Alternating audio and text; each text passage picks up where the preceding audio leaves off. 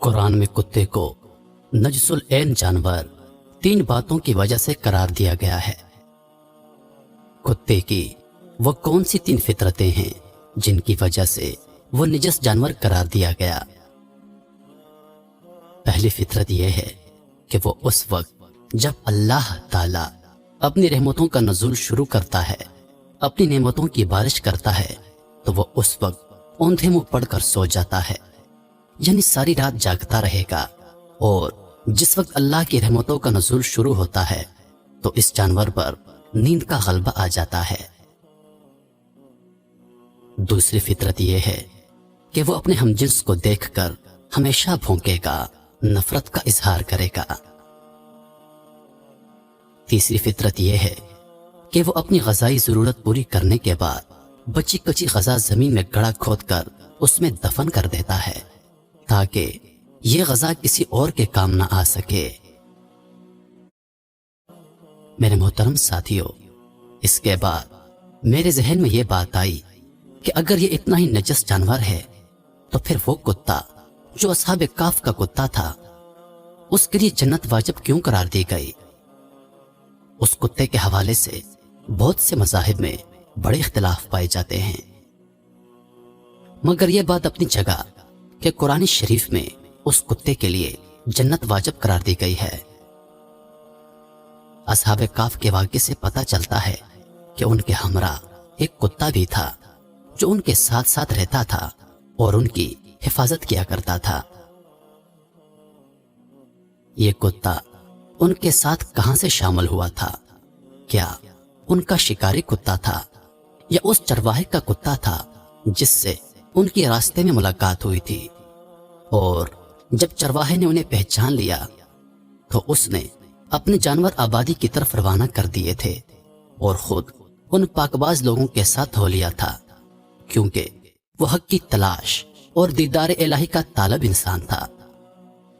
उस वक्त कुत्ता उनसे जुदा ना हुआ और उनके साथ शामिल हो गया। फिर जब दुश्मन गार के करीब आए तो उस कुत्ते ने अपनी फितरत के मुताबिक भौंकना चाहा, मगर फिर एकदम रुक गया और सर नीचे करके बैठ गया।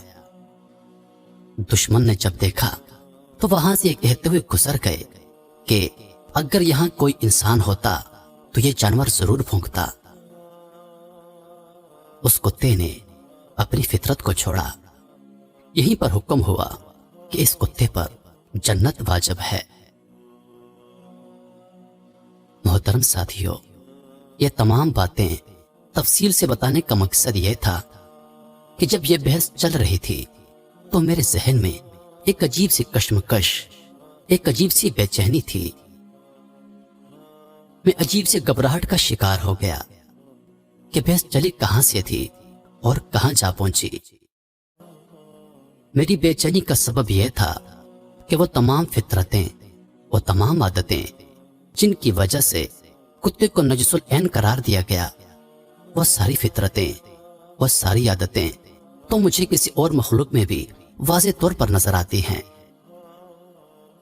मैं इस हकीकत से नजरें चुराना चाह रहा हूं, मगर ये सब इतनी वाज़े अलामतें हैं कि मुझे मजबूर इस बात पर सोचना पड़ा।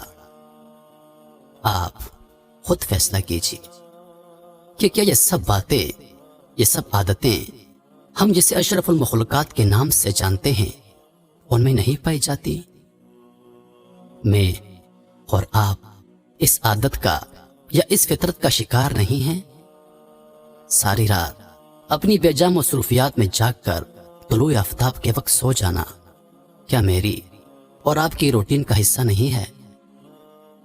अपने ही बहन भाइयों को नफरत से देखना, उनके लिए आसानियां पैदा करने के बजाय मुश्किलात पैदा करना मेरी और आपकी फितरत का हिस्सा नहीं है? अपनी ग़ज़ाई ज़रूरियात पूरी करने के बाद खाने को फ्रिज जैसी मशीन में महफूज कर देना और बाद में ज़रूरत ना पड़ने पर ज़ाया कर देना हमारा रोज़ का मामूल नहीं है? इन सब बातों का जवाब शायद हम में से किसी के पास ना हो।